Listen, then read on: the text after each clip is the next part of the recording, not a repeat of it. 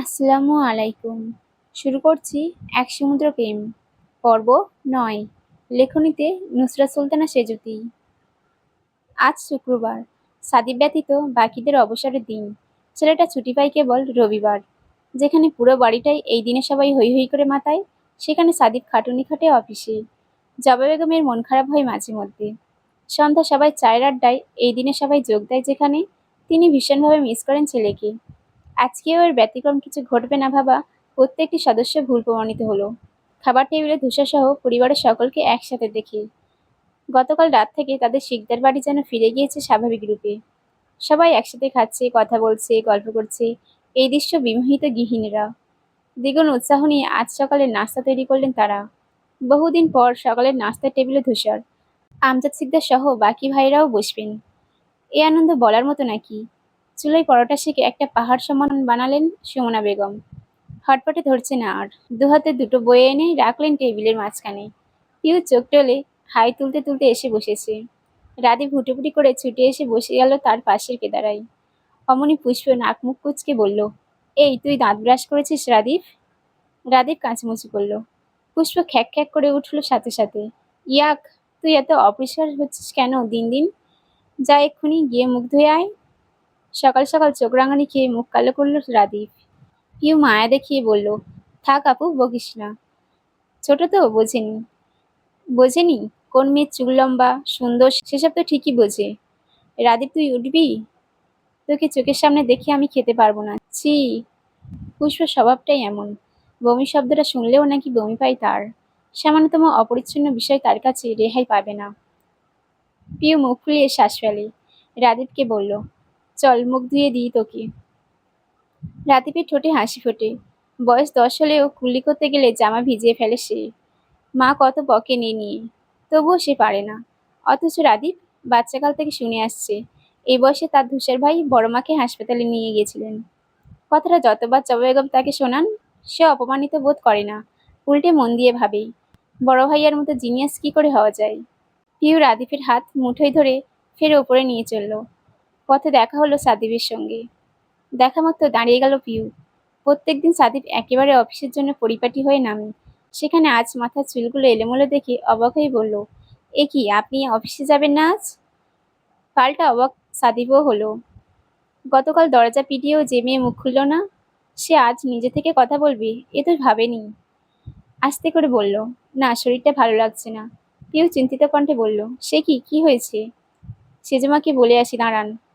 পিউ নামতে নিলে সাদিব থামিয়ে দেয়। না, দাঁড়া, যেতে হবে না। পিউ থামল। সাদিব রয়েস হয়ে বলল, কালকের ব্যাপারে রাগ করেছিলি? আমি আসলে। পিউ মাঝপথে মাঝি তাড়ানোর মতো হাত নেড়ে বলল, আরে ধুর, ওসব কোনো ব্যাপারই নয়।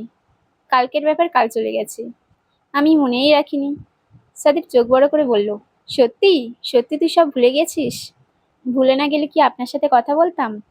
হ্যাঁ, একটা কথা ঠিক, আপনার কাছে প্রথমবার বকা খেয়ে আমার ভীষণ খারাপ লেগেছিল, কেঁদেওছি। কিন্তু পরে আবার সব ভুলে গেছি আমি। মনে মনে বলল, না ভুলে উপায় আছে? আমার ডেইরি মিল্কটা যা সারপ্রাইজ দিয়েছে কাল, সেই খুশিতে দিন দুনিয়া ভুলে গেলেও কম হবে। সাদিক খুশি হয়ে গেল। ঠোঁট চওড়া করে হেসে বলল, যাক, ভালো হয়েছে তুই কিছু ধরে বসে নেই। আচ্ছা, বাদ দে ওসব। এই চশমার ফ্রেমটা আনিয়েছি কাল, কেমন হয়েছে? পিউ বলল, সুন্দর লাগছে। দুজন দাঁড়িয়ে দাঁড়িয়ে আলাপ জুড়ে বসায় রাদীপ অধৈর্য হয়ে পড়ল। কিন্তু সাদিবের সামনে চোটপাট করা যাবে না, পিঠে মার পড়ার সম্ভাবনা আছে তাতে। তাই আস্তে ধীরে পিউর হাত টেনে বলল, চলো না পিপু।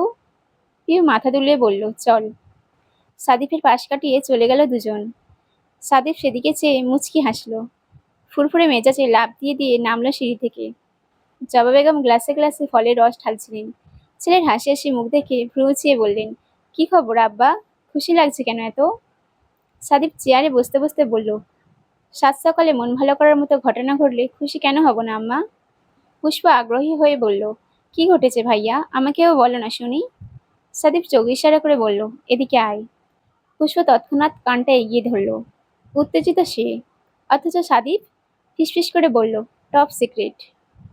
পুষ্পর চেহারা চুপসে যায়, ভ্রু কুচকে তাকায়, পরপর চেতে বলে, তুমি একটা জাতা। ওর চেহারা দেখে হুহা করে হেসে ওঠে সাদিফ। হাসতে হাসতে একটা চাটিয়েও বসায় পুষ্পর মাথায়। পুষ্প ডলতে ডলতে ঠোঁট উল্টায়।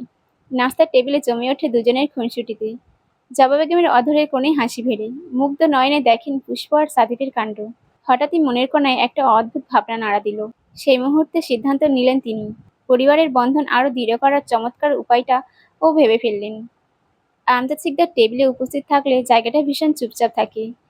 বাচ্চারা দুষ্টুমি করে না, একে অন্যকে খেপায় না, হাহাহিও হয় না। শুধু আসে চামচ নাড়ার শব্দ, সাথে রিক্তর খাবার চুপচাপ করে চিবোয় শব্দ করে গেলে।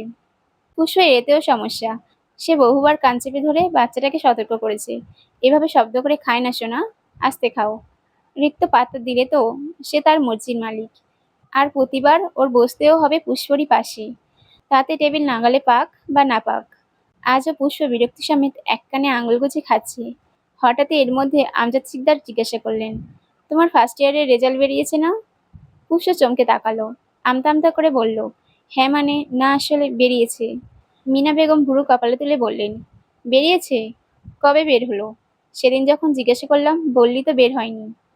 পুষ্পর বুক ধুকধুক করে কাঁপছে। রেজাল্ট বেরিয়েছে গত সপ্তাহে। এত অনবদ্য রেজাল্ট এসেছে যে কাউকে দেখার মুখ অবধি নেই। হুটহাট জিভের ডগায় মানানসই উত্তর পেল না সে।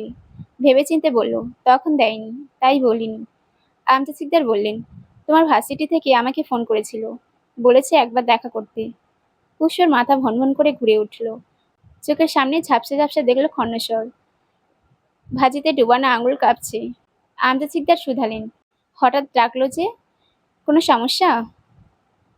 পুষ্প কি বলবে কি করবে মাথায় কিচ্ছু ঢুকলো না। ভয়ে ভয়ে একবার মায়ের দিকে তাকালো। মিনা বেগম ভ্রু কুঁচকে বললেন, কি হয়েছে, কথা বলছিস না কেন? পিউ তীক্ষ্ণ দৃষ্টিতে চেয়ে বোনের প্রতিটি অভিব্যক্তি নিরীক্ষণ করে যা বুঝলো, ডাল মে কুচ কালা হ্যায়। আগ বাড়িয়ে নরম স্বরে বলল, আমার মনে হয় পড়াশোনা নিয়ে কিছু বলবে। আব্বু, তুমি কি করে আপুর ভার্সিটি যাবে? তুমি তো ভীষণ ব্যস্ত।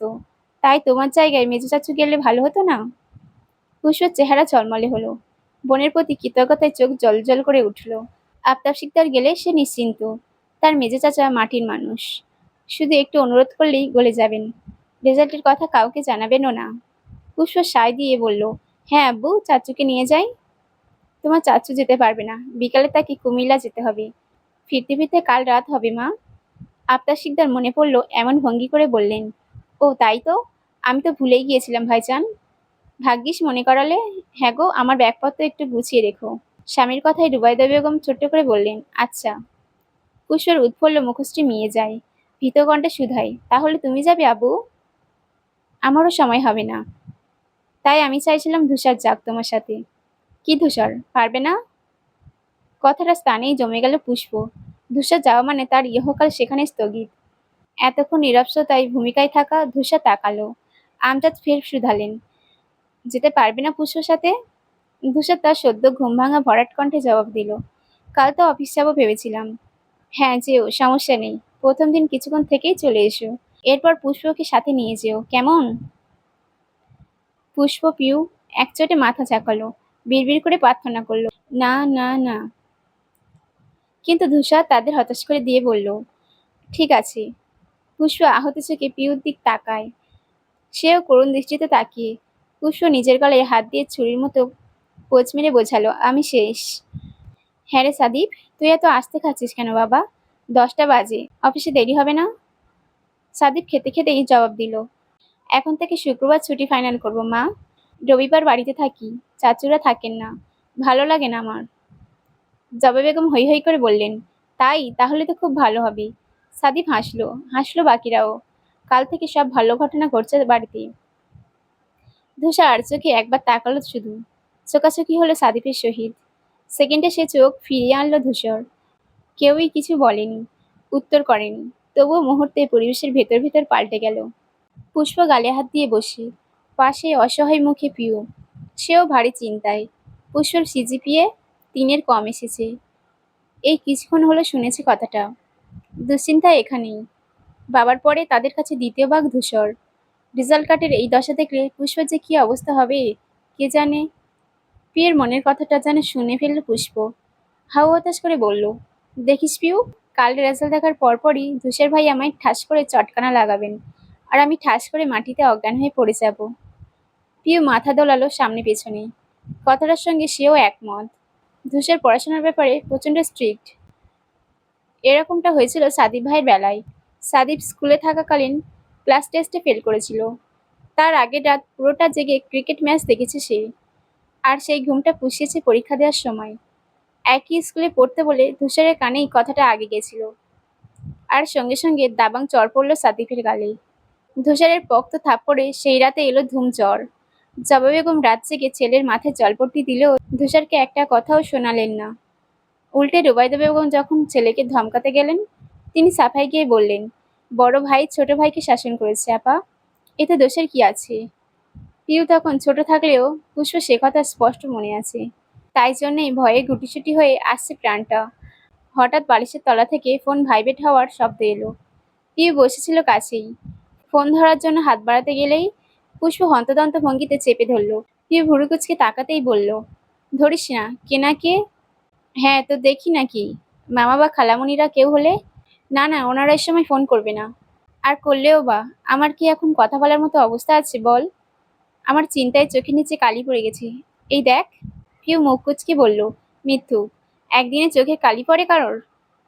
পুষ্প দুঃখী দুঃখী মুখ করে বলল, পরে পরে, আমার মতো অবস্থায় পড়লে তখন বুঝতি। পিউ এর মায়া হলো। মন খারাপ করে বলল, বুঝতে পারছি, কিন্তু কি করব আমি? চেষ্টা তো করেছিলাম। বলতে বলতেই থেমে গেল পিউ। পরপর উদ্বেগ নিয়ে বলল, এই একটা কাজ করলে কেমন হয়? আমি গিয়ে যদি ধূসর ভাইকে অনুরোধ করি, ধর খুব বিনয় করে বলি যে, ধূসর ভাই, আপনার হাতে ধরি, পায়ে পড়ি, আপুর সাথে যাবেন না, তাহলে? প্রস্তাবটা প্রচণ্ড বোকা বোকা হলেও উপায় না দেখে সায় দিল পুষ্প। বলল, হ্যাঁ হ্যাঁ, খুব ভালো হয়, যা এক্ষুনি গিয়ে বল। পিউ ক্ষণকাল থমকে বলল, এক্ষুনি? হ্যাঁ, শুভ কাজে দেরি কিসের?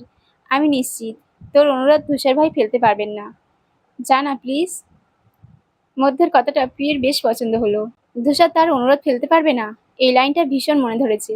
পুষ্প কথা ছলে বললেও পিউর প্রেমিক হৃদয় নিজের মতন ভেবে শক্তিশালী হলো। তৎক্ষণাৎ দাঁড়িয়ে গেল সে। বুকে সাহস জুগিয়ে লম্বা করে দম নিয়ে বলল, যাচ্ছি। পুষ্প উৎসাহ দিয়ে বলল, যা যা, আমি আছি এখানে, ভয় নেই। পিউ মুখ বাঁকালো। যাচ্ছে ওর হয়ে অনুনয় করতে, আর সে বলছে ভয় নেই? যে নিজের ডরে আধমরা সে আবার আরেকজনের সাহস দেয়? তবে বলল না কিছু। ধূপধাপ কদমে ঘর ছেড়ে বের হলো। পুষ্প ঘাড় নিচু করে দেখল পিউ চলে যাওয়া। ওর অবয়বটা আড়াল হওয়া অবধি অপেক্ষা করলো। যেইমাত্র বুঝলো পিউ চলে গেছে, ঝটপট বালিশের নিচ থেকে ফোন বের করলো। তখনও এক নাগাড়ে কল বাজছে। পুষ্প তড়িঘড়ি করে রিসিভ করে বলল, বাবু জানো কি হয়েছে? ধূসরের ঘরে দরজায় এসে ব্রেক কষল পিউ। গতবার ধূসর সতর্ক করেছিল এ ঘরে না আসতে, আর সে নির্লজ্জের মতো আবারও এলো। সেদিন তো প্রতিজ্ঞা করেছিল এ ঘরের মুখও হবে না আর। সেইক্ষণে খুব দোটানা ঘিরে ধরলো তার, ঢুকবে নাকি ঢুকবে না। ভেবে ভেবে কাটিয়ে দিল কিছুক্ষণ। তারপর যুক্তি সাজলো, আমি তো নিজের জন্য আসিনি, এসেছি আপুর জন্য।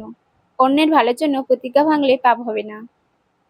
তখনই পিউয়ের খেয়াল পড়ে ধূসরের ঘরের দরজা হাঁ করে খোলা। পিউ কপাল কুঁচকালো। উনি কি ভেতরে নেই? দুহাতে পর্দা আগলে দাঁড়িয়ে খরগোশের মতো উকি দিল ভেতরে। পুরো কক্ষে দাঁড়িয়ে দাঁড়িয়ে চোখ বোলালো পিউ। একটা সময় কক্ষের টান টান বিছানায় চাদরের দিকে চেয়ে আড়ালো। কবে যে ওখানে আমি ঘুমাবো? আচমকা পেছন থেকে কেউ ভারী স্বরে বলল, হয় ভেতরে ঢোক, না হয় দরজা ছাড়। পিউ কেঁপে ওঠে, ভড়কে যায়। বিদ্যুৎ বেগে পেছন ফিরে ধূসরকে দেখে লজ্জা পায়। মনে প্রশ্ন জাগে, ধূসর ভাই কি আমার কথা শুনে ফেললেন? ধূসর স্বাভাবিক। পিউ নিশ্চয়তা পেল ধূসর শোনেনি কিছু। আস্তে ধীরে দরজা ছেড়ে একপাশে সরে দাঁড়ালো। চোখ ধরা পড়ার মতো চেহারা তার। ধূসর পাশ কাটিয়ে রুমে ঢুকলো। হাতে ধোয়া ওঠা কফির মগ। পিউ ঠায় দাঁড়িয়ে রইল। বলতে আসা কথাটা কি দিয়ে শুরু করবে সাজাতে পারল না। তখনই ধূসর ডাকলো, পিউ। পিউ সদাজাগ্রত হয়ে তাকায়। ধূসর সহজেভাবে ডাকে না। এই ডাকে আফিমের ন্যায় নেশালো কিছু মেশানো। শুনলেই তার হার্টবিট থমকে আসে। পিউ ঢোক গিলে ক্ষীণস্বরে উত্তর পাঠায়, হুম। ধূসর বলল, ভেতরে আয়। পিউ ঢুকলো না, তখনও দাঁড়িয়ে। ধূসর ঠোঁট কামড়ে অল্প হেসে বলল, তোর কান ধরার কথাটা বলবো না কাউকে। পিউ পাপড়ি ঝাপড়ে বলল, সত্যি? সত্যি, বলার হলে আগেই বলতাম। বিশ্বাস করলে কর, না করলে যা। সোজাসাপটা কাট কাট কথাটা পিউয়ের গায়ে লাগলো না। সে উদগ্রীব পায়ে ভেতরে ঢুকতে ঢুকতে বলল, না না, করি তো বিশ্বাস।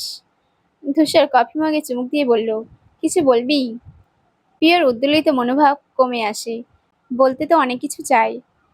এই ব্যাটা কি শুনবে? ঘাড় চুলকে বলল, না মানে হ্যাঁ। ধূসর ভুরু নাচাই। কোনটা ধরবো? হ্যাঁ নাকি না? পিউ সহায়হীন চোখে তাকালো। হাত কচলে বলতে গেল, ধূসর ভাই বলছিলাম যে। ধূসর প্রতিমধ্যেই রাশভারী কণ্ঠে সূত্র দিয়ে বলল, হোয়াট ধূসর ভাই পিউ? তোকে না বলেছি ভাইয়া বলে ডাকতে? পিউ শব্দ বাক্য গিলে ফেলল সব। মাত্রাতিরিক্ত বিরক্ত হলো কথাটায়। চোখ নামিয়ে বিড়বিড় করে বলল, জীবনে আপনাকে ভাইয়া ডাকবো না আমি। ওইটুকু ভাই বলি, তাই দায় পড়ে। কি যেন বলছিলি? পিউ তাকালো। ধূসর ততক্ষণে কম্পিউটারের মনিটর চালু করে বসেছে। ধূসরের এই নিরুদ্বেগ ভাবমূর্তি দেখে আরো গুলিয়ে গেল। সিদ্ধান্ত নিল মুখ না খোলার। পুষ্পর হয়ে ওকালতি করতে এসে দেখা গেল ওর মাথাটাই নেই। এসব তার দ্বারা হবে না। কিছু না বলে ঘুরে হাঁটা ধরল বেরোনোর উদ্দেশ্যে। হঠাৎই বিছানার পাশে দেওয়ালের দিকে চোখ পড়ল। সে মুহূর্তে কদম স্থিত হয় তার। সম্পূর্ণ নতুন একটা পেন্টিং ঝুলছে সেখানে। দুটো ডাগর ডাগর কাজল পড়া চোখ, যেন জীবন্ত চাহনিতে চেয়ে। নাক ঠোঁট কিচ্ছু নেই, এমনকি কপালও না। প্রিয় কৌতূহলী হয়ে বলল, এটা কবে কিনলেন ধূসর ভাই? পেছন থেকে জবাব এলো, কিনিনি, বানিয়েছি। প্রিয় আর কিছু বলল না, এক ধ্যানে পেন্টিং এর দিকে চেয়ে থাকলো। দেখতে দেখতে চোখ পিটপিট করলো। এই অক্ষি যুগল ভীষণ চেনা পরিচিত লাগছে। ধরবে ধরবে করেও ধরতে পারছে না। প্রিয় মন প্রাণ দিয়ে চেষ্টা করলো চেনার। অকস্মাৎ পিঠের ওপর উষ্ণ কিছু স্পর্শে থরথর করে শরীর কাঁপুনি দিল। কারোর উত্তপ্ত শ্বাস প্রশ্বাস আছড়ে পড়ছে তার কাঁধে, ঘাড়ে, পিঠের উপরিভাগে। প্রিয় বরফের ন্যায় শক্ত হলো। প্রথমবারের মতো ধূসর এত কাছে এসে দাঁড়ানো। হৃদস্পন্দন তিনগুণ জোরালো হয়। বুকটা ধড়াস ধড়াস করে লাফিয়ে বেড়ায়। দেখতে দেখতে ধূসরের হাত তার চুল ছোঁয়। পরপর নেমে আসে গলার কাছটায়। বহু কাঙ্ক্ষিত স্পর্শে প্রিয় আবেশে চোখ বুজে ফেলল। সে ব্যস্ত ধূসরকে অনুভব করতে। আচমকা কান টান পড়ল। ধূসর দৃঢ়হস্তে কানটা খিচে ধরে বলল, তদন্ত অনেক করেছিস, যা গিয়ে পড়তে বস। চিরচেনা পুরানো ধমক। মুহূর্তের মধ্যে প্রিয় সব অনুভূতি তিতিয়ে গেল। হতভম্ব হয়ে হাঁ করে তাকালো ধূসরের দিকে। ধূসর চোখ গরম করে বলল, যা। প্রিয় দুঃখে কষ্টে মেঝেতে চিত হয়ে পড়তে মন চাইল তখন। কোথায় ভাবলো সিনেমার মতো রোমান্টিক ঘটনা ঘটবে একটা। নায়করা যেমন নায়িকাদের পেছন থেকে এসে জড়িয়ে ধরে, এক্ষুনি ধূসরও তাই করবে। সে তো প্রস্তুতিই নিচ্ছিলই। প্রিয়ের নাক ফুলে ওঠে, ঠোঁট ভাঙা ভাঙা হয়, চোখ জ্বালা পোড়া করে। একটা আনরোমান্টিক ছেলেকে ভালোবেসে সে শেষ। তার এক সমুদ্র প্রেম এই শীতকালেই শুকিয়ে মরুভূমি হলো বলে। পিউ কষ্টটা বুকে চেপে ঘর থেকে বেরিয়ে আসে। পুষ্প ফোনে কথা বলছিল। প্রিয়ের পায়ের শব্দ পেতেই ফোন কাটল তাড়াহুড়ো করে। পিউ ঢুকতেই বলল, কাজ হলো? পিউয়ের রাগ সব গিয়ে পড়ল নির্দোষ বেচারির ওপর। অল্প কথায় জ্বলে উঠে বলল, নিজের কাজ নিজে করতে পারিস না, আমাকে বলিস কেন? অসহ। পিউ ঢুকে যায় ওয়াশরুমে। পুষ্পর মাথার ওপর দিয়ে গেল সব। সে বলদ বনে চেয়ে রইল সেদিকে।